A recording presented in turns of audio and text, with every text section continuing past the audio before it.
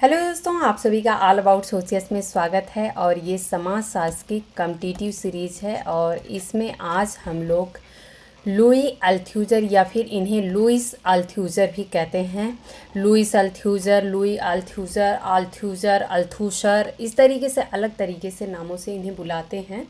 तो आज हम लोग इनके बारे में डिस्कस करने वाले हैं कि आखिर में इन्होंने समाजशास्त्र में अपना क्या कंट्रीब्यूशन दिया है, इनकी महत्वपूर्ण पुस्तकें क्या हैं। एग्ज़ाम पॉइंट ऑफ व्यू से अगर देखें समाजशास्त्र के किसी भी सिलेबस में, तो जब भी 9 मार्क्सवादी की बात आती है तो लुइस अल्थ्यूजर का नाम प्रमुख हो जाता है। तो आखिर में लुइस अल्थ्यूजर ने किस प्रकार से 9 मार्क्सवाद की अपनी विचारधारा दी है, जो कि मार्क्स की अपनी विचारधारा से अलग है, उसी को आज हम लोग डिटेल में समझने वाले हैं। यहाँ पे अगर मैं आज का लेक्चर प्रारंभ करने से पहले एक इनका बहुत ही इम्पॉर्टेंट जो कार्ल मार्क्स को लेके बात इन्होंने कही है, वो मैं आप लोगों को बताऊं कि ये लुइस अल्थ्यूजर ही हैं जिन्होंने कहा था कि जो मार्क्स हैं वो हमें 2 मार्क्स दिखते हैं। एक कार्ल मार्क्स नहीं थे बल्कि वो 2 कार्ल मार्क्स थे। और पहला उन्होंने कहा कि जो पहले मार्क्स थे वो युवा मार्क्स थे, जो कि 1845 के पहले के उनके जो भी लेखन कार्य हैं कार्ल मार्क्स के, उससे पता चलता है कि वो उतनी ज़्यादा उनके में परिपक्वता नहीं दिखाई देती है। वो मार्क्स जो थे वो मानवतावादी मार्क्स थे और वो युवा मार्क्स थे, तरुण मार्क्स के नाम से भी कहते हैं। बाद में 1845 के बाद की जो इनकी रचनाएं हैं या कृतियां हैं, उसको पढ़ने के बाद अल्थ्यूजर को लगा कि ये जो कार्ल मार्क्स का रूप देखने को मिला था वो एक प्रौढ़ मार्क्स के रूप में दिखाई देते हैं या परिपक्व कार्ल मार्क्स के रूप में दिखाई देते हैं। तो ये अभी आप लोग ध्यान रखिएगा। ओके, एक बात और मैं यहाँ पे लेक्चर प्रारंभ करने से पहले बता दूं कि आप लोगों में से बहुत ऐसे साथी हैं जो कि कहते हैं कि मैम क्या इसका पीडीएफ मिल जाएगा या हमें जो स्टडी मटेरियल है वो हमें क्या प्रोवाइड हो सकता है। तो मैं आप लोगों को बताऊं कि ऐसा तो है नहीं कि मैं यहाँ पे 2 पेज पढ़ाती हूँ और 2 पेज मैं कोई हमारे पेड क्लासेस हैं या वो स्टूडेंट्स हैं उनको मैं प्रोवाइड करवाती हूँ, तो ऐसा तो कुछ है नहीं। सारे कंटेंट जो हैं, जो भी स्टडी मटेरियल है, वो सभी के सभी मैं आप लोगों से फेस टू फेस डिस्कस कर रही हूँ। तो इसमें क्या है कि आप लोग क्या कंटेंट है उसको समझिए। अब आप लोग जो भी चाहे एग्ज़ाम देते हैं, कम से कम पोस्ट ग्रेजुएशन तो है ही है, और नहीं तो पोस्ट ग्रेजुएशन की एंट्री के लिए यदि आप लोग CUET का एग्ज़ाम देते हैं तो कम से कम ग्रेजुएशन तो हुआ ही रहता है।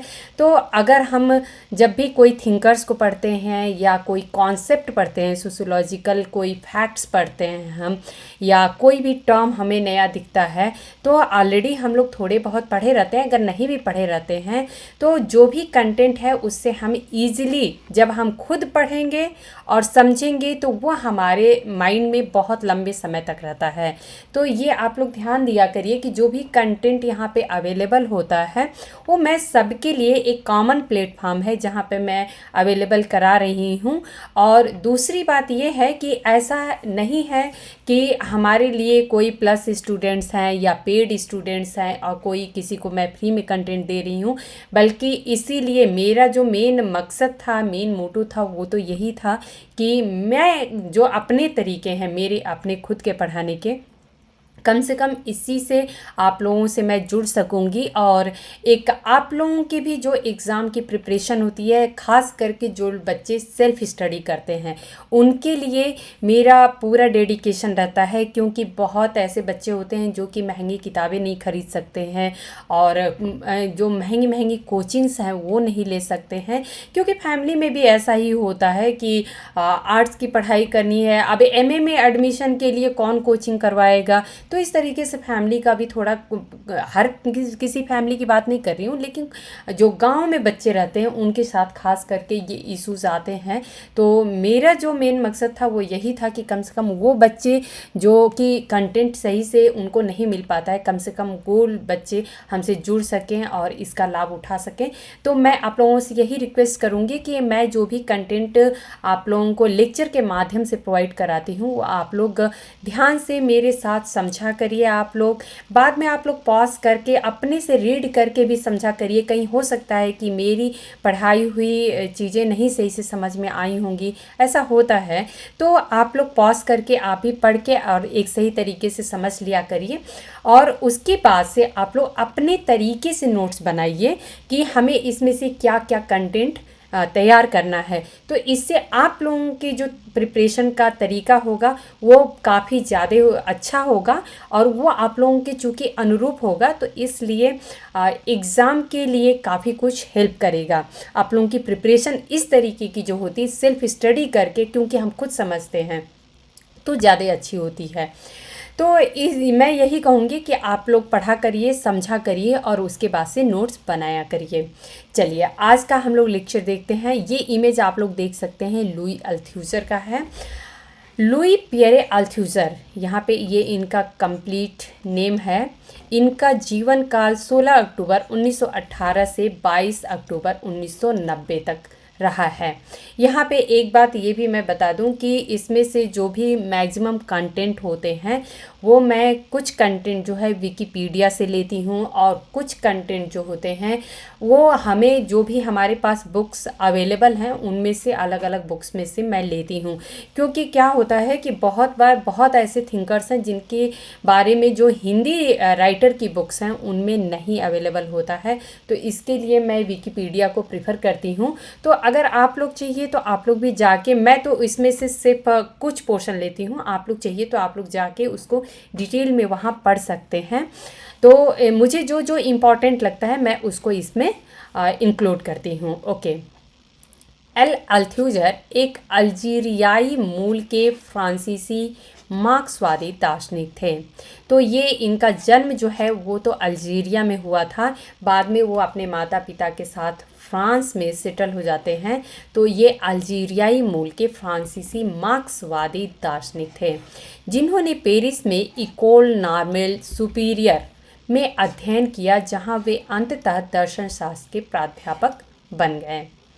अल्थ्यूज़र लंबे समय से फ्रांसीसी साम्यवादी दल, जिसे पार्टी कम्युनिस्ट फ्रांसिस, यानी कि ये फ्रेंच में लिखा हुआ है, यानी कि कम्युनिस्ट पार्टी जो है फ्रांसिस कम्युनिस्ट पार्टी, इसके सदस्य रहे ये, और कभी कभी उसके कड़े आलोचक थे। तो मेंबर तो थे ही उस पार्टी के, लेकिन वो चूँकि जो चीज़ें अच्छी नहीं लगती हैं उस पर क्रिटिसिज्म भी करना चाहिए, तो उसके कड़े आलोचक भी थे। उनके तर्क और सिद्धांत उन खतरों के विरुद्ध थे जिनको उन्होंने मार्क्सवाद की सैद्धांतिक नींव पर हमला करते हुए देखा था। तो चूंकि एक मार्क्सवादी विचारक थे, और कोई मार्क्सवाद की अगर आलोचना करता है कि मार्क्सवाद का जो नींव है, बेस है, कॉन्सेप्ट है, जो हम उसका बोले आधार है, वही सही नहीं है, तो अगर ऐसा कोई तर्क वितर्क करेगा तो बुरा तो लगेगा। तो इसके लिए ये उन खतरों के बिल्कुल विरुद्ध थे जो कि मार्क्सवादी जो विचारधारा है इस पे अगर क्वेश्चन उठाया जाता था। तो इनमें मार्क्सवादी सिद्धांत पर अनुभववाद का प्रभाव और मानवतावादी और सुधारवादी समाजवादी अभिविन्यास दोनों शामिल थे, जो यूरोपीय साम्यवादी दलों में विभाजन के साथ साथ व्यक्तित्व पूजा और विचारधारा की समस्या के रूप में प्रकट हुए थे। तो यहाँ पे एक बात जो ये निकल के आती है कि कार्ल मार्क्स ने कहा कि समाज में कोई भी जो परिवर्तन होता है वो अर्थव्यवस्था में यदि परिवर्तन होता है तो देखने को मिलता है।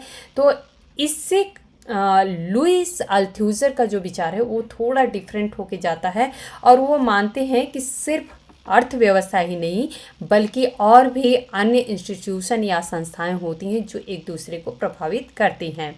अल्थ्यूज़र को आमतौर पर एक संरचनात्मक मार्क्सवादी के रूप में जाना जाता है। तो ये एक फैक्ट है कि ये मार्क्सवादी तो हैं, लेकिन इन्होंने स्ट्रक्चर पे जो सोसाइटी का स्ट्रक्चर है उसको भी उतना ही ज़्यादा महत्वपूर्ण माना था। तो इनको एक संरचनात्मक मार्क्सवादी के रूप में जाना जाता है। हालांकि फ्रांसीसी संरचनावाद के अन्य स्कूलों के साथ उनका संबंध कोई साधारण संबद्धता नहीं है और वह संरचनावाद के कई पहलुओं के आलोचक भी थे। तो ऐसा नहीं है कि ये कंप्लीटली संरचनावाद के समर्थक थे, बल्कि कई पहलुओं पे संरचनावाद की जो नहीं अच्छी लगती थी तो उसके आलोचक भी थे। लेकिन मार्क्सवादी पर्सपेक्टिव में इन्होंने संरचनात्मक जो परिप्रेक्ष्य है उसको ऐड किया है। अल्थ्यूजर के जीवन में कई बार मानसिक बीमारी के दौर आए। तो ये ऐसा कहा जाता है कि इनका जो बचपन का माहौल है, इनके फादर के साथ इनके अच्छे रिलेशन नहीं थे, इनकी मदर भी उतनी ज़्यादा अच्छी नहीं थी, तो एक मानसिक बीमारी के ये शिकार बचपन से ही थे।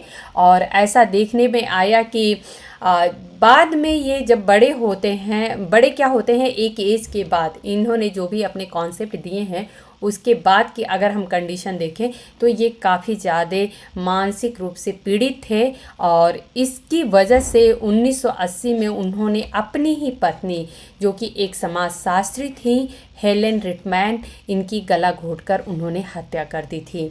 और बाद में उन्होंने जब गला घोंट के हत्या की, बाद में उन्होंने खुद पुलिस को इन्फॉर्म भी किया कि मेरे से ऐसा हो गया है, क्योंकि करते समय मुझे ही नहीं समझ में आ रहा था कि ऐसा मैं क्या कर रहा हूँ, क्यों कर रहा हूँ, वो मुझे कुछ समझ में नहीं आया। पागलपन के कारण उन्हें मुकदमे में खड़े होने के लिए अयोग्य घोषित कर दिया गया, क्योंकि उनका माइंड जो है वो सही कंडीशन में तो था नहीं। और 3 साल के लिए मनोरोग अस्पताल में भर्ती कराया गया।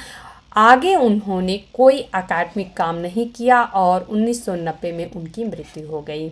तो जब ये घटना होती है इनके साथ, उसके बाद से इन्होंने कोई भी अकादमिक काम जो है वो नहीं किया और 1990 में फाइनली इनकी डेथ हो जाती है। अभी इनके विचारों की बात कर लेते हैं। अल्थ्यूजर के पहले के कार्यों में प्रभावशाली वॉल्यूम जो है वो रीडिंग कैपिटल है, जो कि 1965 में प्रकाशित हुई थी, जो मार्क्स के कैपिटल के गहन दार्शनिक पुनर्पाठ में अल्थ्यूजर और उनके छात्रों के काम को एकत्र करता है। तो जो रीडिंग कैपिटल इन्होंने बुक लिखी है, वो बुक जो है वो जब इन्होंने कार्ल मार्क्स के दार्स कैपिटल को अपने जो छात्र थे उनके साथ पढ़ा था, यानी पुनर्पाठ यहाँ पे दिया है, यानी कि रीडिंग की थी, और उससे इन्होंने क्या फैक्ट निकाला उसी को रीडिंग कैपिटल के नाम से इन्होंने लिखा है। ओके, इनकी एक और पुस्तक है राजनीतिक अर्थव्यवस्था की आलोचना, अर्थात क्रिटिक ऑफ पॉलिटिकल इकोनॉमी के रूप में इन्होंने मार्क्सवादी सिद्धांत की दार्शनिक स्थिति और इसके उद्देश्य पर प्रतिबिंबित करती है यह पुस्तक। उनका एक निबंध है ऑन द मैटेरियलिस्ट डायलेक्टिक, मार्क्स के शुरुआती लेखन जो कि 1840 से 44 के टाइमलाइन के बीच के हैं, और उनके बाद के उचित रूप से मार्क्सवादी ग्रंथों के बीच एक महान ज्ञान मीमांसा विराम, जिसे एपिस्टेमोलॉजिकल ब्रेक कहते हैं, इसका प्रस्ताव करता है, जिसमें विज्ञान के दार्शनिक गैस्टन बेचेलार्ड से एक शब्द उधार लिया गया है। उनका निबंध मार्क्सवाद और मानवतावाद, मार्क्सवादी सिद्धांत में मानवतावाद विरोध का एक मजबूत बयान है। यानी कि जो कार्ल मार्क्स प्रारंभ में थे, शुरुआत में उनका जो विचार था वो एक मानवतावादी विचार था। तो ये बात कहते हैं, ये जो एपिस्टेमोलॉजिकल ब्रेक की बात आती है, ज्ञान मीमांसा विराम की, तो वो जो अल्थ्यूजर ने इसी बात को कहा है कि जो एक यहाँ पे मैं दिखाती हूँ, जो एक युवा मार्क्स थे और एक जो प्रौढ़ मार्क्स के रूप में हमको दिखते हैं, इन दोनों के बीच में ये जो गैप दिखता है, इसी को ये कहते हैं कि ये एक ज्ञान मीमांसा विराम था। क्योंकि सडन तो व्यक्ति की विचारधारा नहीं चेंज हो जाएगी ना। अभी जैसे कि हम आज कुछ और बात कर रहे हैं और कल अगर हमारे सोचने का तरीका कुछ और होता है और कुछ अलग तरीके से हम बात करते हैं, एक ये कहें कि हमारे सोचने के स्तर में काफ़ी कुछ परिवर्तन हो जाता है, तो वो अचानक परिवर्तन नहीं आएगा, बल्कि हमारे मन में कुछ कुछ चलता रहेगा और उसके बाद हम उस निष्कर्ष पे पहुंचते हैं। तो यही जो युवा से प्रौढ़ मार्क्स के बीच का जो सफ़र था, इसी को इन्होंने एपिस्टेमोलॉजिकल ब्रेक या फिर ज्ञान मीमांसा विराम कहा है। इन्होंने कहा कि जो ये इन्होंने निबंध लिखा था मार्क्सवाद और मानवतावाद, ये मार्क्सवादी सिद्धांत में मानवतावाद विरोध का एक मजबूत बयान है जो कि मानव क्षमता और प्रजाति अस्तित्व जैसे विचारों की निंदा करता है, जिन्हें अक्सर मार्क्सवादियों द्वारा मानवता की बुर्जुआ विचारधारा के परिणाम के रूप में सामने रखा जाता है। उनका एक और निबंध आता है विरोधाभास और अति निर्धारण। मनोविश्लेषण से अति निर्धारण की अवधारणा को उधार लेता है ताकि राजनीतिक स्थितियों में बहुकारणता से के अधिक जटिल मॉडल के साथ विरोधाभास के विचार को प्रतिस्थापित किया जा सके। अल्थ्यूजर को विचारधारा के सिद्धांतकार के रूप में भी व्यापक रूप से जाना जाता है। उनका सबसे प्रसिद्ध निबंध विचारधारा और वैचारिक राजतंत्र नोट्स टुवर्ड एन इन्वेस्टिगेशन ये निबंध है, लेकिन बाद में ये एक बुक के रूप में भी हम लोग देखेंगे अभी। तो विचारधारा और वैचारिक राजतंत्र नोट्स टुवर्ड एन इन्वेस्टिगेशन, ये आप लोग ध्यान रखिएगा, विचारधारा की अवधारणा को स्थापित करता है। तो जो इनकी आइडियोलॉजी की बात होती है, ये इन्होंने इसी निबंध में अपनी दी है। अल्थ्यूजर का विचारधारा का सिद्धांत जो है वो मार्क्स और ग्राम्सी पर आधारित है। तो जो एंटोनियो ग्राम्सी थे और कार्ल मार्क्स, इन दोनों के जो विचारधाराएं रही हैं, इन्हीं से मिलके और अल्थ्यूजर की अपनी खुद की विचारधारा या आइडियोलॉजी आती है। लेकिन फ्रायड और लैकन की क्रमशः अचेतन और दर्पण चरण की मनोवैज्ञानिक अवधारणाओं पर भी आधारित है। तो ये दो थिंकर तो इसमें ही हैं जिनसे ये प्रभावित होते हैं अपनी आइडियोलॉजी के लिए। लेकिन जो सिगमंड फ्रायड हैं, उनकी अचेतन की जो अवधारणा है, और यहाँ पे एक थिंकर और आ रहे हैं लैकन, इन्होंने दर्पण चरण की मनोवैज्ञानिक अवधारणा दी है। ये आप लोग ध्यान रखिएगा, तो इस पर भी आधारित है।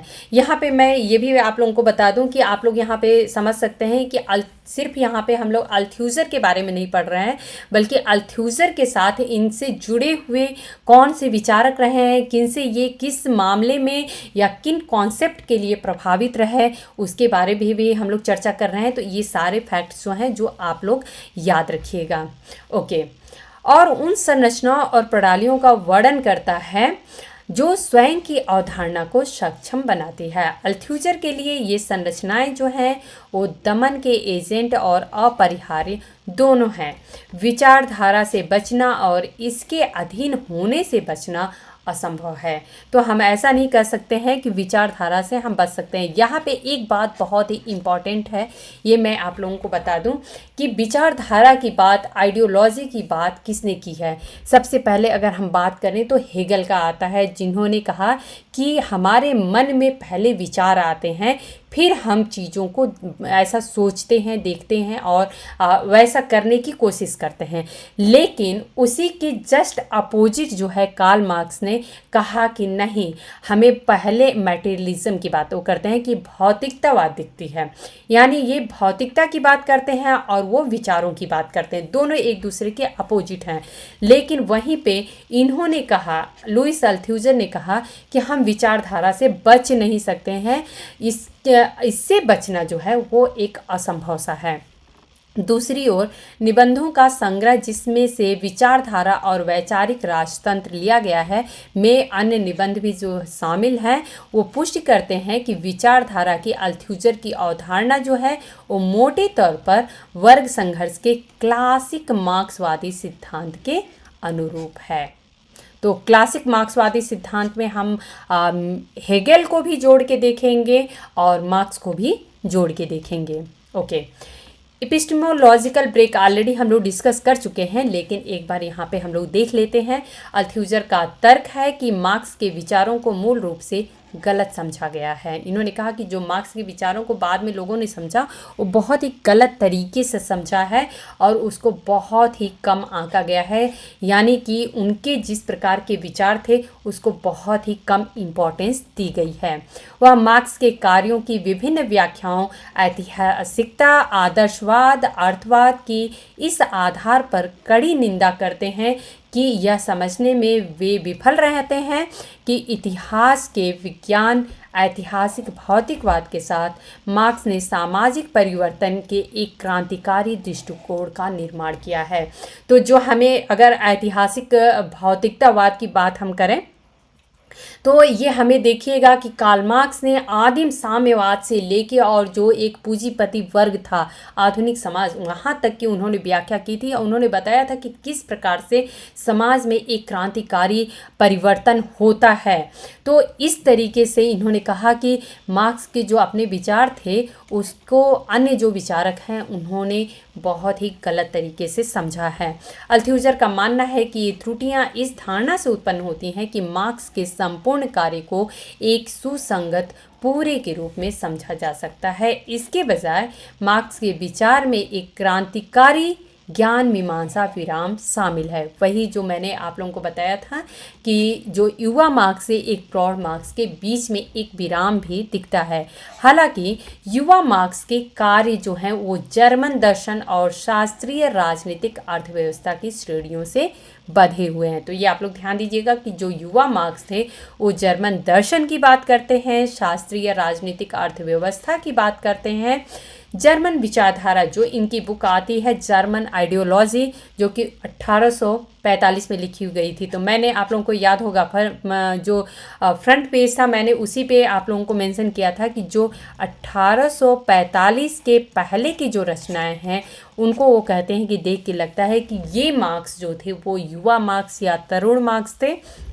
बाद में जो मार्क्स हमें नज़र आते हैं उसमें ये हमें एक प्रौढ़ मार्क्स या परिपक्व मार्क्स के रूप में दिखाई देते हैं। तो यहाँ पे आप लोग देख सकते हैं कि जर्मन आइडियोलॉजी जो कि 1845 में प्रकाशित हुई थी अचानक और अभूतपूर्व प्रस्थान करती है, यानी कि इस बुक से ही उनके विचारों में काफ़ी कुछ परिवर्तन देखने को मिलता है। यह विराम मार्क्स के कार्य में एक मौलिक रूप से अलग समस्याग्रस्त की ओर बदलाव का प्रतिनिधित्व करता है, यानी केंद्रीय प्रस्तावों और प्रश्नों का एक अलग सेट, एक अलग सैद्धांतिक ढांचा हमें इसमें दिखता है जर्मन आइडियोलॉजी में।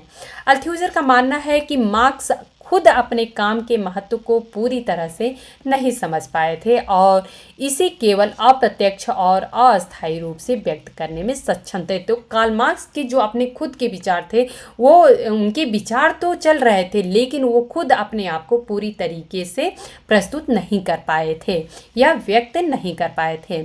अल्थ्यूजर का मानना है कि मार्क्स ने ज्ञान का महाद्वीप इतिहास की खोज की है जो कि जैसे कि गणित में थेल्स और भौतिकी में गैलीलियो के योगदान के समान है, जिसमें उनके सिद्धांत की संरचना उनके पूर्ववर्तियों द्वारा प्रस्तावित किसी भी चीज़ से अलग है। तो जो इसके पहले कार्ल मार्क्स के पहले के जो विचारक थे वो उन्होंने जो अपनी खुद की थ्योरी दी थी उससे कार्ल मार्क्स की थ्योरी बहुत ही अलग नज़र आती है।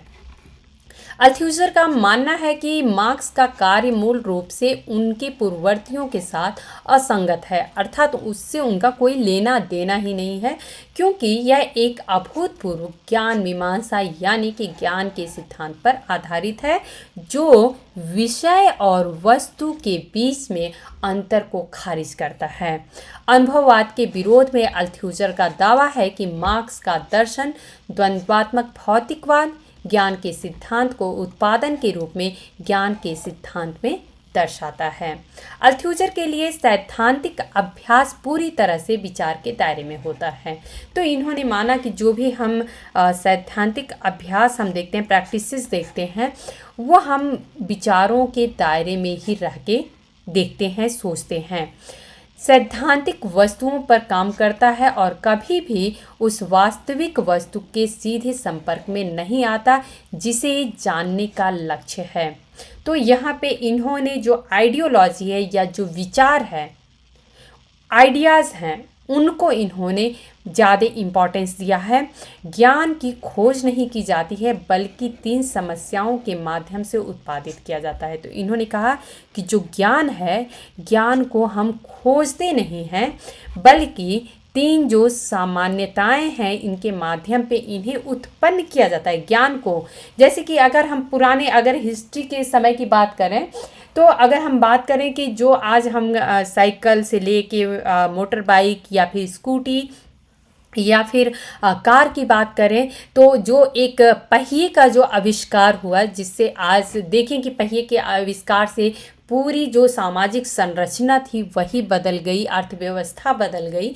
तो ये चीज़ एक समय की ज़रूरत के हिसाब से ऐसी एक लगा कि हाँ कुछ ऐसा करेंगे तो हम ज़्यादा अच्छे तरीके से, अब जैसे कोई पैदल जा रहा है तो 2 किलोमीटर पैदल जाना और साइकिल से जाना बहुत अंतर हो जाता है।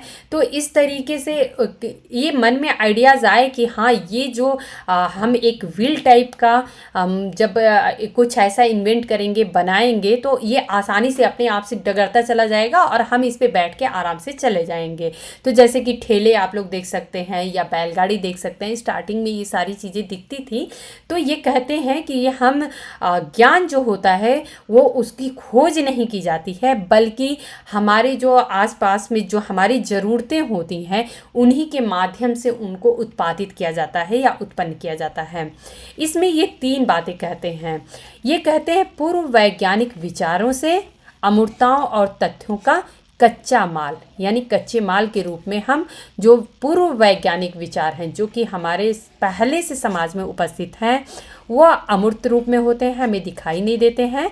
और ये ऐसे फैक्ट्स का कच्चा माल, ये कहते हैं कि एक कच्चे माल के रूप में हम इनको मान सकते हैं कि जो पूर्व वैज्ञानिक विचार जो होते हैं उनको हम एक कच्चा माल के रूप में मान सकते हैं। दूसरा ये कहते हैं कि इन पर लागू एक वैचारिक ढांचा, तो ये कहते हैं कि एक हम फिर विचारों का एक ढांचा बनाते हैं, स्ट्रक्चर बनाते हैं कि किस तरीके से इसे हमें एक मूर्त रूप देना है। और तीसरा ये कहते हैं कि एक रूपांतरित सैद्धांतिक इकाई जो कि ठोस ज्ञान का तैयार उत्पाद होता है। इस दृष्टिकोण में ज्ञान की वैधता अपने से बाहर किसी चीज़ के पत्राचार में नहीं है। मार्क्स का ऐतिहासिक भौतिकवाद अपने स्वयं के प्रमाण के आंतरिक तरीकों के साथ एक विज्ञान है, इसलिए यह समाज, वर्ग, विचारधारा या राजनीति के हितों से शासित नहीं होता है। ओके।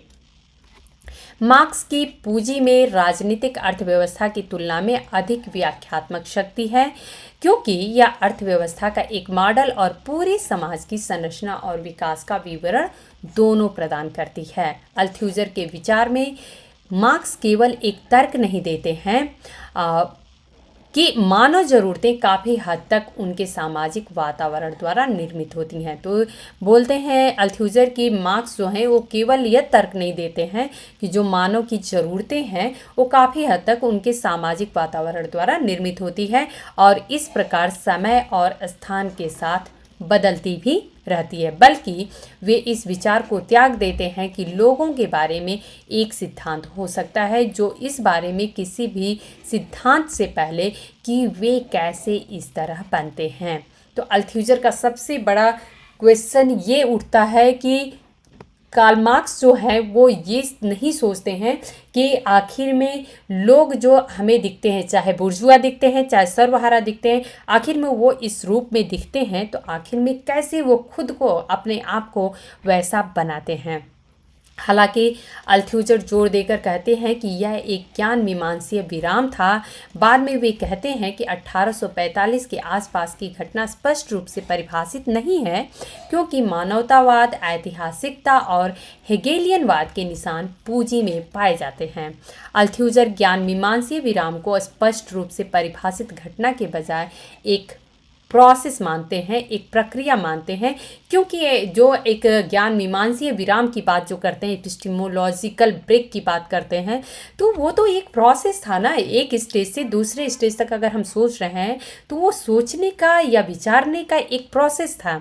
विचारधारा के खिलाफ निरंतर संघर्ष का उत्पाद था, यानी जो विचारधारा है इसके खिलाफ एक हमेशा मन में उठने वाला ये एक संघर्ष का उत्पाद वह हमें दिखेगा, जो कि एक ज्ञान मीमांसीय विराम के रूप में हमें दिखता है। इस प्रकार विचारधारा और विज्ञान या दर्शन के बीच का अंतर मीमांसीय विराम द्वारा एक बार और सभी के लिए सुनिश्चित नहीं है। इन्होंने प्रैक्टिसेस की बात की है, प्रथाओं की, इसके बारे में हम लोग देख लेते हैं। तो अल्थ्यूजर के लिए मार्क्स को इस आर्थिक निर्धारक दृष्टिकोण का श्रेय देना एक गलती है।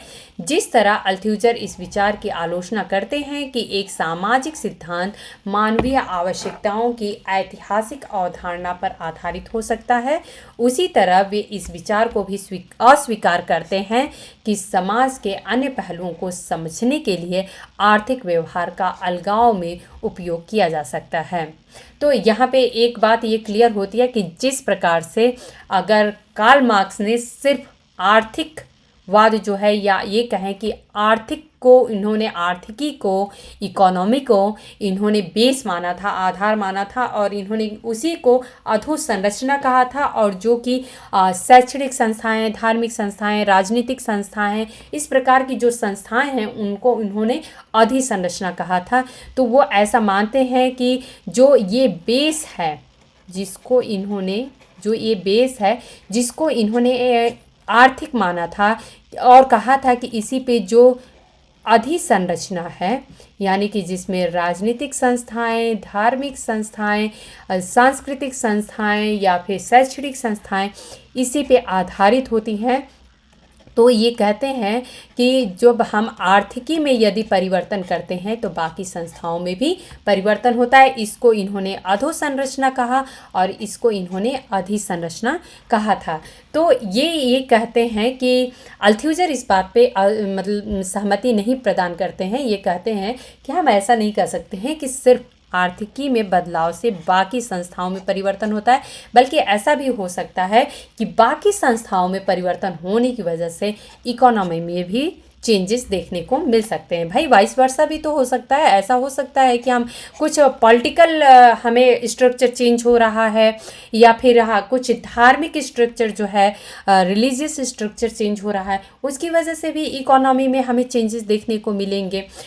तो यहाँ पे अल्थ्यूजर का मानना है कि आधार और अधिरचना एक दूसरे पर निर्भर करते हैं। तो ये कहते हैं कि जो ये आधार है और जो ये अधिरचना है, ये दोनों एक दूसरे पर निर्भर करते हैं। हालांकि वे आधार के निर्धारण की क्लासिक मार्क्सवादी भौतिकवादी समझ को अंतिम उदाहरण में, अर्थात हालांकि कुछ विस्तार और संशोधन के साथ बनाए रखते हैं। यानी कि इन्होंने माना है कि जो आर्थिकी है वो एक की रोल जो है, यानी इम्पॉर्टेंट रोल प्ले करती है, लेकिन ज़रूरी नहीं है कि सिर्फ उसी की वजह से बाकी चीज़ें हमें दिखती हैं।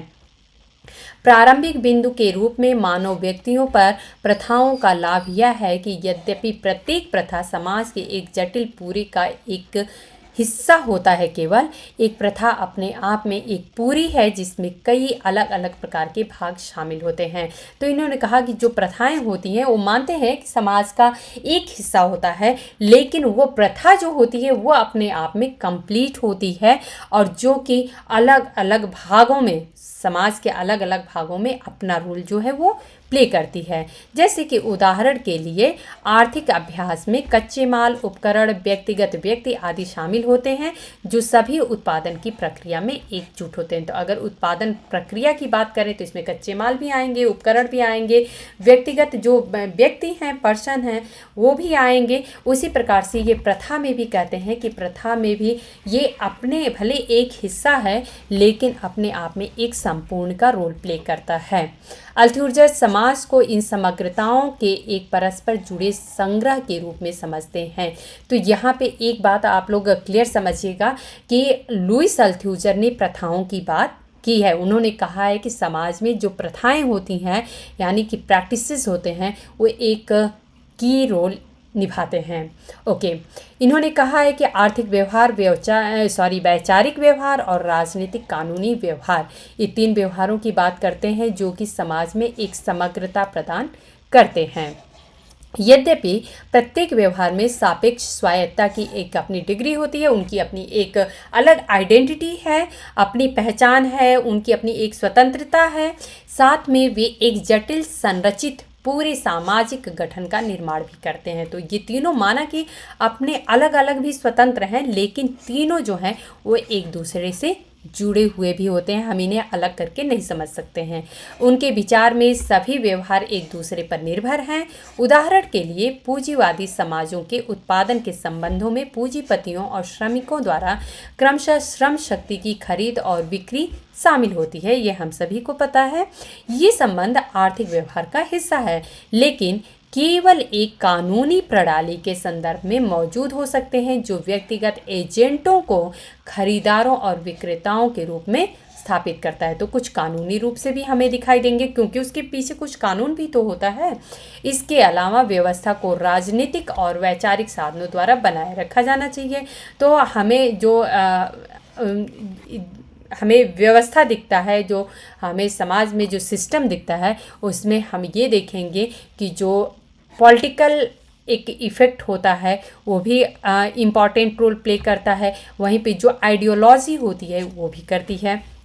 इससे यह देखा जा सकता है कि आर्थिक व्यवहार के पहलू जो हैं वो अधिरचना पर भी निर्भर करते हैं और इसके विपरीत भी हो सकता है। तो यही बात इन्होंने कही है कि ऐसा नहीं कर सकते हैं कि जो अधोसंरचना है या जो बेस है, आधार है, आर्थिकी है, उसी पे अधिसंरचना निर्भर करती है, बल्कि इसका वाइस वर्सा भी हो सकता है। ओके, विरोधाभास और अति निर्धारण की बातें करते हैं, कॉन्ट्राडिक्शन एंड ओवर डिटर्मिनेशन।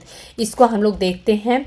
अल्थ्यूजर वैचारिक और राजनीतिक व्यवहार के पहलुओं के संदर्भ में उत्पादन के संबंधों के पुनरुत्पादन की व्याख्या करते हैं। इसके विपरीत नए उत्पादन संबंधों के उद्भव को इन तंत्रों की विफलता से समझाया जा सकता है। मार्क्स का सिद्धांत एक ऐसी प्रणाली को प्रस्तुत करता है जिसमें दो भागों में असंतुलन, अन्य स्तरों पर प्रतिपूरक समायोजन या कभी-कभी पूरे के एक बड़े पुनर्गठन की ओर ले जा सकता है। इस विचार को विकसित करने के लिए अल्थ्यूजर विरोधाभास और गैर विरोधाभास की अवधारणाओं पर निर्भर करते हैं। ये बताते हैं कि दो ही चीज़ें होती हैं, या तो विरोधाभास होगा या गैर विरोधाभास होगा, जिसके बारे में उनका दावा है कि वे एक जटिल संरचित पूरे के साथ, जो हमें एक समाज की संरचना दिखती है वो एक जटिल संरचना के रूप में दिखती है, तो पूरे के साथ उनके संबंध से प्रकाशित होते हैं। प्रथाएं, यहाँ पे उन्होंने प्रथाओं की बात की कि प्रथाएं तब विरोधाभासी होती हैं जब वे एक दूसरे पर घर्षण करती हैं, यानी जब प्रथाएं एक दूसरे से टकराव लाती हैं कि परिवर्तन के समय परिवर्तन नहीं चाहिए तो टकराव होगा ही होगा, तो इस समय में उन्होंने कहा कि ये विरोधाभासी होती हैं। और गैर विरोधाभासी तब होती हैं जब वो एक दूसरे का समर्थन करती हैं। तो जब प्रथाएं एक दूसरे का समर्थन करती हैं तो उस समय वो गैर विरोधाभासी कंडीशन में होती हैं। अल्थ्यूजर निष्कर्ष निकालते हैं कि विरोधाभास की मार्क्स की अवधारणा एक जटिल संरचित सामाजिक संपूर्ण की अवधारणा से अविभाज्य है। इस बात पर जोर देने के लिए कि सामाजिक संरचनाओं में परिवर्तन कई विरोधाभासों से संबंधित है। यह व्याख्या लोगों को इस बात का हिसाब रखने की अनुमति देती है कि किस तरह कई अलग अलग परिस्थितियां जो होती हैं वो घटनाओं के क्रम में भूमिका निभा सकती हैं और कैसे परिस्थितियां अप्रत्याशित सामाजिक परिवर्तन या विघटन पैदा करने के लिए मिल सकती हैं। तो यहाँ पे एक बात समझिएगा आप लोग कि लुईस अल्थ्यूजर का ये विचार है। इन्होंने कहा समाज में हमें जो परिवर्तन दिखता है वो आकस्मिक दिखता है, यानी अचानक परिवर्तन दिखता है। हालांकि अल्थ्यूजर का यह सब कहने का मतलब नहीं है कि सामाजिक परिवर्तनों को निर्धारित करने वाली सभी घटनाओं की एक ही कारणात्मक स्थिति होती है। वो सिर्फ एक कारण को नहीं मानते हैं जिससे कि समाज में जो परिवर्तन दिखाई देता है एक जटिल समग्र का एक हिस्सा होने के नाते, यहाँ पे आप लोग देख सकते हैं जटिल समग्र का एक हिस्सा सिर्फ इन्होंने माना है कि होने के नाते आर्थिक अभ्यास एक प्रभुत्व में संरचना है या अन्य क्षेत्रों के बीच संबंधों को निर्धारित करने में एक मुख्य भूमिका निभाती है और उन पर उनका जितना प्रभाव पड़ता है उससे कहीं अधिक उन पर पड़ता है। तो ऐसा नहीं कर सकते हैं कि सिर्फ आर्थिकी से अन्य पे प्रभाव पड़ता है, बल्कि अन्य से आर्थिकी पे भी प्रभाव पड़ता है। समाज का सबसे प्रमुख पहलू, जैसे कि इन्होंने कहा कि सामंती संरचनाओं में धार्मिक पहलू था और पूंजीवादी संरचनाओं में आर्थिक पहलू है, को प्रमुख उदाहरण कहा जा सकता है। अल्थ्यूजर के लिए समाज का आर्थिक अभ्यास यह निर्धारित करता है कि उस समाज का कौन सा अन्य गठन जो है वो पूरे समाज पर हावी होता है। ओके, यहाँ पे अब हम लोग इनके वैचारिक राजतंत्र यानी आइडियोलॉजिकल स्टेट अप्रेटिसेस की बात कर लेते हैं। और इन्होंने अपनी जो ये विचार दी है वो ऑलरेडी हम लोग पहले डिस्कस किए थे, आइडियोलॉजी एंड आइडियोलॉजिकल स्टेट अप्रेटिसेस में इन्होंने दिया है। अल्थ्यूजर का मानना है कि किसी व्यक्ति की इच्छाएं, विकल्प, इरादे, प्राथमिकताएं या फिर निर्णय करने की जो क्षमता है इत्यादि सामाजिक प्रथाओं के प्रभाव होते हैं। तो यहाँ पे आप लोग देख सकते हैं कि इन्होंने सामाजिक प्रथाओं को किस प्रकार से जोड़ के देखा है, जो कि कार्ल मार्क्स की विचारधारा से इनको अलग करता है। इसलिए उनका मानना था कि यह समझना आवश्यक है कि समाज व्यक्ति को अपनी छवि में कैसे बनाता है। ये देखते हैं कि समाज जो है वो व्यक्ति को अपनी छवि में उसको कैसा बनाता है। पूंजीवादी समाजों में मानव व्यक्ति को आमतौर पर एक विषय के रूप में समझा जाता है, एक आत्म जागरूक जिम्मेदार एजेंट जिसके कार्यों को उनके विश्वासों और विचारों से समझाया जा सकता है। तो जब हम बात करेंगे पूंजीवादी समाजों की, तो इसमें हम ऐसा मानते हैं कि जो व्यक्ति है वो आत्म जागरूक होता है, एक जिम्मेदारी के साथ कोई भी काम दिया जाता है तो एक जिम्मेदारी के साथ करता है, एक विश्वास के साथ वो काम करता है कि लोगों का विश्वास उसके पे बना रहे। अल्थ्यूजर के लिए इस तरह से खुद को समझने की व्यक्ति की क्षमता जो है वो जन्मजात नहीं होती है, बल्कि यह स्थापित सामाजिक प्रथाओं की संरचना के भीतर अर्जित की जाती है, जो व्यक्तियों पर एक विषय भूमिका थोपती है कि समाज ये थोपता है कि किस प्रकार से किसको किस तरीके से व्यवहार करना चाहिए।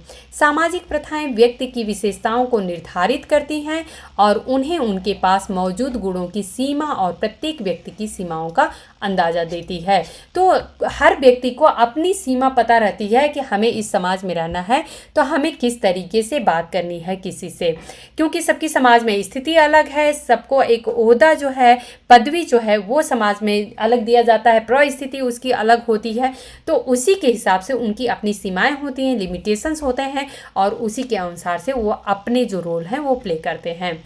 अल्थ्यूजर का तर्क है कि कई भूमिकाएं और गतिविधियां सामाजिक व्यवहार द्वारा अर्जित और सीखी जाती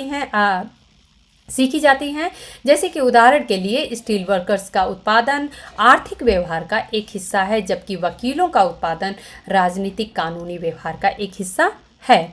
हालांकि व्यक्तियों की अन्य विशेषताएं जैसे कि अच्छे जीवन के बारे में उनकी मान्यताएं, स्वयं की प्रकृति पर उनके आध्यात्मिक चिंतन आसानी से इन श्रेणियों में फिट नहीं हो पाते हैं। तो अगर हम ये तो ठीक है कि कोई स्टील वर्कर्स है तो वो जो उत्पादन से जुड़ा हुआ है उस व्यवहार से वो संबंधित रहेगा, या फिर अगर कोई वकील है तो जो राजनीतिक कानूनी व्यवहार है उसका हिस्सा है। लेकिन अगर हमें अपनी लाइफ स्टाइल की बात करते हैं, हर किसी को अपने तरीके से जीवन जीना है तो वो उसकी खुद की सोच है भाई कि वो कैसे जीना चाहता है, तो ये जो है वो इन सारी श्रेणियों में फिट नहीं बैठते हैं। अल्थ्यूजर के विचार में मूल्य, इच्छाएं और प्राथमिकताएं जो हैं वैचारिक अभ्यास द्वारा विकसित की जाती हैं। वह क्षेत्र जिसमें व्यक्तियों को विषयों के रूप में गठित करने की परिभाषित संपत्ति होती है। वैचारिक अभ्यास में वैचारिक राज्यतंत्र नामक संस्थानों का वर्गीकरण शामिल है, जिसमें कि परिवार, मीडिया, धार्मिक संगठन और सबसे महत्वपूर्ण रूप से पूंजीवादी समाजों में शिक्षा प्रणाली, साथ ही साथ उनके द्वारा प्रचारित किए जाने वाले विचार शामिल हैं। अल्थ्यूजर कहते हैं कि विचारधारा कोई इतिहास नहीं है। ये इनका कोट है, आप लोग ध्यान रखिएगा, वेरी वेरी इंपॉर्टेंट कोट, कि इन्होंने कहा कि विचारधारा जो है, आइडियोलॉजी जो है वो कोई हिस्ट्री नहीं है, इतिहास नहीं है। सभी विचारधाराएं एक विषय का निर्माण करती हैं, भले ही वह प्रत्येक विशेष विचारधारा के अनुसार भिन्न हो सकती हैं। यादगार के रूप में अल्थ्यूजर इसे हेलिंग या इंटरपेलेशन की अवधारणा के साथ स्पष्ट करते हैं। अब इंटरपेलेशन या हेलिंग की अवधारणा क्या है, तो ये ऐसा कहते हैं कि जैसे मान लीजिए कि हमें ब्लू कलर पसंद है, चाहे वो कपड़े हों, चाहे हमें कुछ सजावट करना हो, चाहे हमें अपने घर के दीवारों का रंग देखना है, ऐसा कलर करना है, तो हमें ब्लू कलर पसंद आता है। तो इस तरीके से ये कहते हैं कि ये हमारी खुद की सोच है कि मुझे ब्लू कलर पसंद है। हम इन्हें दूसरों से मैच नहीं कर सकते हैं, ऐसा नहीं सोच सकते हैं कि जैसा हमारा है वैसे बाकी लोग भी सोचते हैं। हो सकता है कि किसी को पीला पसंद हो, किसी को लाल पसंद हो। तो इसी को इन्होंने हेलिंग या इंटरप्रिलेशन की अवधारणा के साथ क्लियर करते हैं। यह विचारधारा की तुलना एक पुलिसकर्मी से करते हैं जो सड़क पर चल रहे व्यक्ति की ओर इशारा करता है और कहता है, अरे तुम वहाँ हो, चिल्लाता है। इस पुकार को सुनने के बाद व्यक्ति जो है वो पलटकर प्रतिक्रिया करता है और ऐसा करने में ये एक विषय में बदल जाता है। जिस व्यक्ति का जैसे कि अभिवादन किया जा रहा है वह खुद को जयकारे के विषय के रूप में पहचानता है। अब जैसे मान लेते हैं कि किसी को हम चीफ गेस्ट के रूप में बुला रहे हैं, तो वो इस फीलिंग के साथ आ रहा है कि बाकी सारे लोग नॉर्मल तरीके से, ऑडियंस रहेगी या फिर पब्लिक है सामने, और मैं एक चीफ गेस्ट की तरह जा रहा हूँ। तो उसी तरीके से वो अपने आप को प्रिपेयर भी करता है, कोई पूछता है तो वैसे ही वो रिप्लाई भी करता है, तो जवाब भी देना जानता है। अल्थ्यूजर इस मान्यता को गलत मान्यता या फिर इसे मैकोनेसेंस कहते हैं। एक व्यक्ति का एक विषय के रूप में रूपांतरण हमेशा से घटित हो चुका है। यहाँ अल्थ्यूजर ने स्पिनोजा के अंतर्निहितता यानी इमेनेंस का सिद्धांत जो है उससे इन्होंने ये मैकोनेसेंस का कॉन्सेप्ट लिया है। तो ये आप लोग ध्यान रखिएगा। ओके, इसे उजागर करने के लिए अल्थ्यूजर ईसाई धार्मिक विचारधारा का उदाहरण प्रस्तुत करते हैं जो ईश्वर की आवाज़ में सन्निहित है, जो व्यक्ति को निर्देश देता है कि दुनिया में उनका स्थान क्या है और मसीह के साथ सामंजस्य स्थापित करने के लिए उसे क्या करना चाहिए। इससे अल्थ्यूजर यह बिंदु निकालते हैं कि उस व्यक्ति को ईसाई के रूप में पहचानने के लिए उसे पहले से ही एक विषय होना चाहिए, अर्थात ईश्वर के आह्वान का जवाब देने और उसके नियमों का पालन करने से वह खुद को एक स्वतंत्र एजेंट के रूप में पुष्टि करता है, उन कृत्यों का लेखक जिसके लिए वह जिम्मेदारी मानता है। लोग विचारधारा के बाहर खुद को नहीं पहचान सकते हैं और वास्तव में उनके बहुत ही कार्य इस व्यापक संरचना तक पहुँचते हैं। अल्थ्यूजर का जो ये सिद्धांत है जैक लैकन और मिरर स्टेज की उनकी अवधारणा से काफ़ी प्रभावित है। तो यहाँ पे जैक्स लैकन है और जैक्स लैकन की एक मिरर स्टेज का कॉन्सेप्ट है, इससे ये काफ़ी ज़्यादा प्रभावित हुए थे।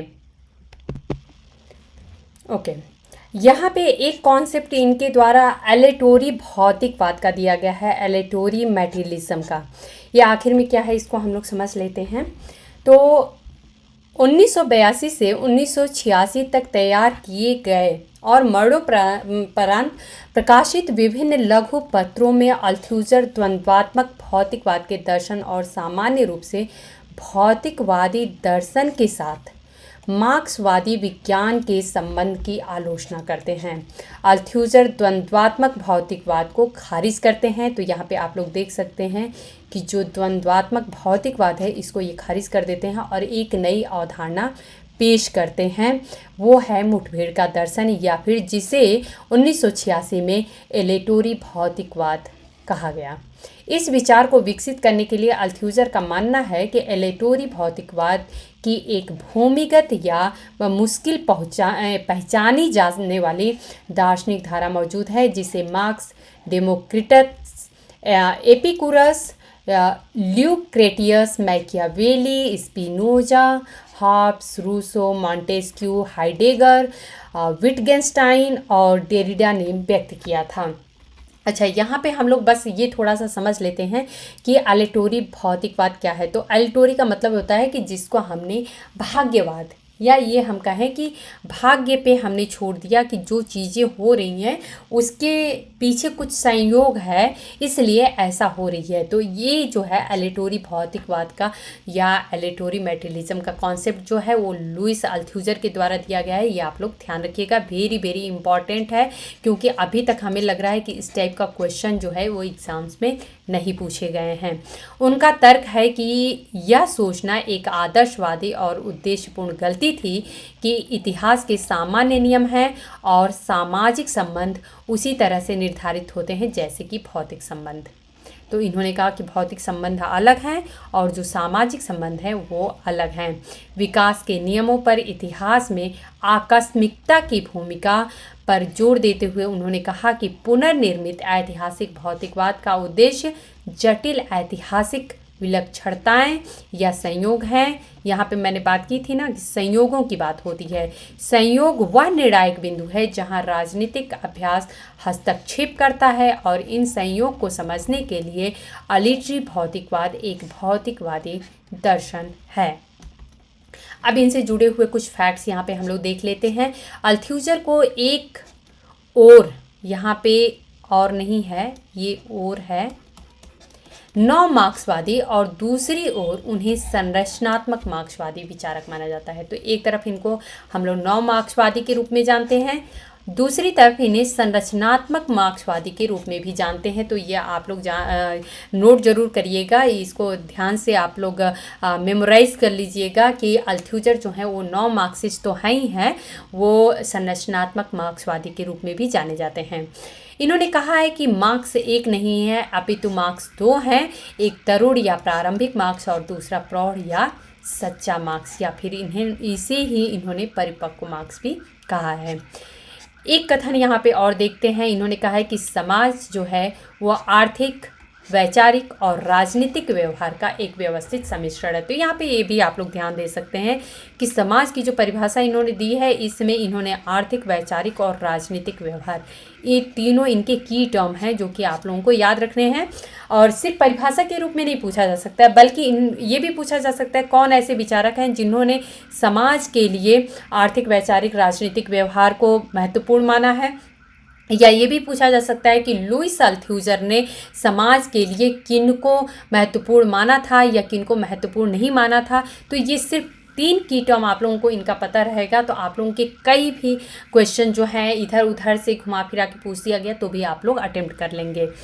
जिन्हें एक दूसरे के स्थान पर प्रयोग नहीं किया जा सकता है और संपूर्ण की स्वरूप रचना में प्रत्येक का अपना एक विशिष्ट महत्व होता है। तो इन्होंने कहा कि ये तीनों के तीनों जो हैं एक व्यवस्थित सम्मिश्रण हैं, यानी कि इन तीनों को एक दूसरे में मिक्स नहीं कर सकते हैं। तीनों एक साथ ही रहते हैं लेकिन तीनों को हम मिक्स नहीं कर सकते हैं। इन तीनों का अपना एक विशिष्ट अपनी पहचान है या उनका अपना महत्व है।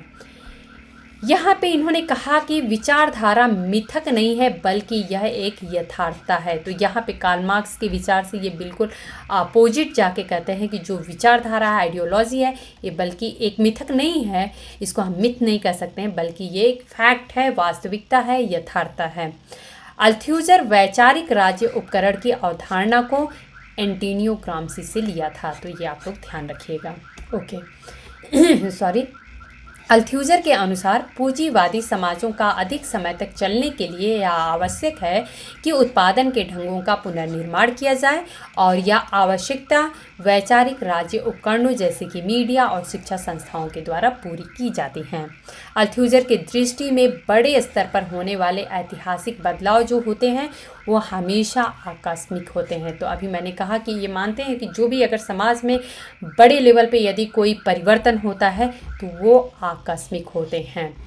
यहाँ पे एक आप लोगों को दिख रहा है पॉइंट जो है गोथा कार्यक्रम की आलोचना। इन्होंने गोथा कार्यक्रम की आलोचना भी की थी, लुईस अल्थ्यूजर से ये जुड़ा हुआ है, लेकिन मैंने इसलिए मेंशन किया कि गोथा कार्यक्रम आखिर में था क्या। तो ये कार्ल मार्क्स द्वारा मई 1975 में प्रारंभ में जर्मनी की सोशल डेमोक्रेटिक वर्कर्स पार्टी को लिखे गए पत्र पर आधारित एक दस्तावेज है, गोथा कार्यक्रम के नाम से जिन्हें जानते हैं, और जिसके साथ मार्क्स और फ्रेडरिक एंगल्स या एंजल्स का घनिष्ठ संबंध था। तो इसकी इन्होंने गोथा कार्यक्रम जो था उसकी आलोचना भी इन्होंने की थी। अभी इनकी हम लोग कुछ महत्वपूर्ण बुक्स के जो फ्रंट पेज कवर हैं वो देख लेते हैं। तो यहाँ पे आप लोग देख सकते हैं for Marx, politics and history, Montesquieu, Rousseau and Marx, Lenin and philosophy and other essays. Next book reading Capital. यहाँ पे आप लोग देख सकते हैं what is to be done, very very important book है, एक डिफरेंट बुक है, आप लोग जरूर याद रखिएगा, ऑन आइडियोलॉजी। नेक्स्ट बुक इनकी है मैकियावेली एंड अस। यहाँ पे आप लोग देख सकते हैं essays in self criticism, very very important book है इनकी। यहाँ पे आप लोग देख सकते हैं प्लोरिटेरियन साइंस क्वेश्चन मार्क के साथ है। ये बुक इनके लिखी गई है। और नेक्स्ट बुक हम लोग देख लेते हैं। यहाँ पे एक बुक है आइडियोलॉजी एंड आइडियोलॉजिकल स्टेट अप्रेटिसेस, जिसमें इन्होंने एक कॉन्सेप्ट आइडियोलॉजी का अपना दिया है। तो ऑलरेडी हम लोग इस बुक के बारे में भी डिटेल से हम लोग अभी डिस्कस कर चुके हैं। ये बुक भी आप लोग देख सकते हैं। एक इनकी इम्पॉर्टेंट बुक यहाँ पे दिख रही है, वो है the future last for ever. एक बुक इनकी यहाँ पे फिलॉसफी ऑफ द एनकाउंटर है। ओके, यहाँ पे एक मैंने विकिपीडिया से स्लाइड यहाँ पे मेंशन किया है, और इसका मेंशन करने का मेरा मुख्य उद्देश्य ये था कि एक मिनट मैं इसको थोड़ा हटा देती हूँ। ओके ओके, यहाँ पे मुझे इसको मेंशन करने का मेन मोटो ये था कि बहुत सारे ऐसे जो हिंदी के जो थिंकर्स राइटर्स की बुक है, उसमें मैंने देखा तो जो ईयर्स हैं वो बहुत ही कंफ्यूजिंग है। कुछ जो ईयर्स हैं इन्होंने जो हिंदी के बुक में मैं बता रही हूँ कि जो दिया है लुइस अल्थ्यूजर के बारे में, तो उसमें कुछ बुक्स के लिए इन लोगों ने ओरिजिनल जो इनकी पब्लिकेशन रही है उसको ले लिया है, और कुछ में इन्होंने जो इंग्लिश ट्रांसलेशन है, जैसे अभी रीडिंग कैपिटल के लिए इन लोगों ने 1970 ले लिया है, वैसे ही यहाँ पे लेनिन एंड फिलॉसफी जो है उसके लिए 1971 इन लोगों ने ले लिया है। जबकि मॉन्टेस्क्यू पॉलिटिक्स एंड हिस्ट्री जो है इसके लिए उन्होंने 1959 लिया है। वहीं पे फॉर मार्क्स के लिए उन लोगों ने 1965 लिया है। तो ये मेरा ये था कि कुछ इनकी इम्पॉर्टेंट बुक्स हैं जो कि पूछ दी जाती हैं, तो इसके लिए यहाँ पे मैंने मेंशन कर दिया है ईयर। आप लोग देख सकते हैं ओरिजिनल जो फ्रेंच में जो बुक पब्लिश हुई थी उसके लिए ये ईयर्स मेंशन किए गए हैं, और जो इंग्लिश ट्रांसलेशन में है वो ये हैं। तो दोस्तों, आज का लेक्चर जो था वो लुइस अल्थ्यूजर पे था। उम्मीद है कि आप लोगों को जो कंटेंट है वो आप लोगों को अच्छे से समझ में आए होंगे, आप लोगों को पसंद भी आया होगा, काफ़ी कुछ इन्फॉर्मेटिव आज का लेक्चर लगा होगा। और यदि आप लोगों को मेरे लेक्चर्स, मेरे पढ़ाने का तरीका पसंद आता है तो आप लोग लाइक किया करिए, कमेंट करके हमें बताया करिए, अपने दोस्तों में शेयर किया करिए। धन्यवाद।